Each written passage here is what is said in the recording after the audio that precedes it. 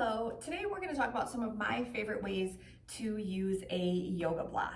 So grab your yoga block and let's lay on our backs.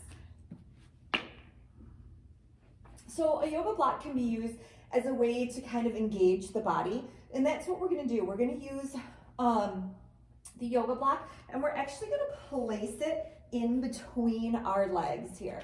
So we're going to use this for bridge pose. So I want to bring my feet so that my ankles are underneath my knees and kind of tuck my shoulder blades under. And then I'm going to squeeze that yoga block just slightly. This is going to help engage your inner thighs and your core a little bit.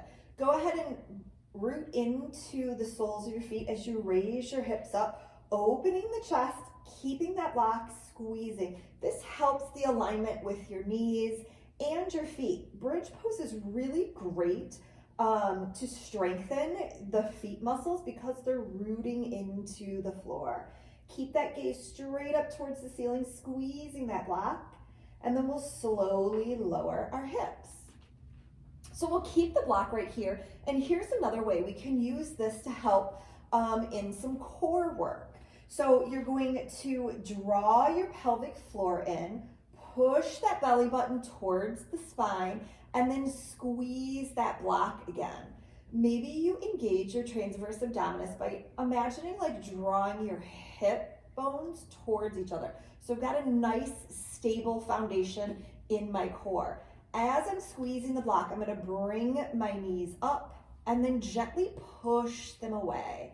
This is creating a lot of strength in those core muscles. Keep breathing, keep squeezing that block, and then lower it down, and we'll remove the block. And I've got one more for you, one of my absolute favorites.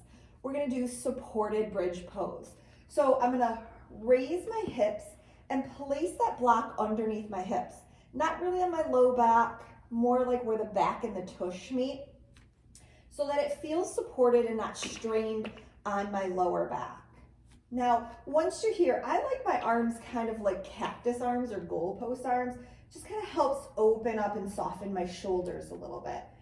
Now you have options once you're here. You can stay right here, and this is amazing. It's really nice, just a subtle inversion, helps open up the front of the body. A way to dial this up a little bit, make it a little more intense opening, is to walk the legs long. Now you can walk both legs long and really get into the front of the hips. Or if your low back is a little cranky and it's not feeling it today, you can bend one knee and do one at a time. Just kind of watch the time so you're even. Another option, and a way to kind of make it a little softer on your low back, is to let the knees fall together, maybe stepping the feet a little wider than your hips. This is like a nice internal rotation, kind of softens the low back a little bit. And then a third option is to actually open the knees, bringing the soles of the feet together in a version of Supta Baddha Konasana.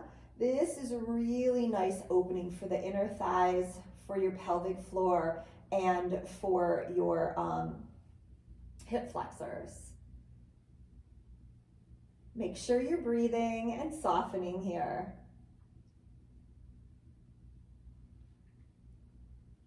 And then when you're done, you can remove that block from your hips, maybe hug the knees in towards your chest and rock on that low back. I hope you enjoyed exploring with the yoga block. Namaste.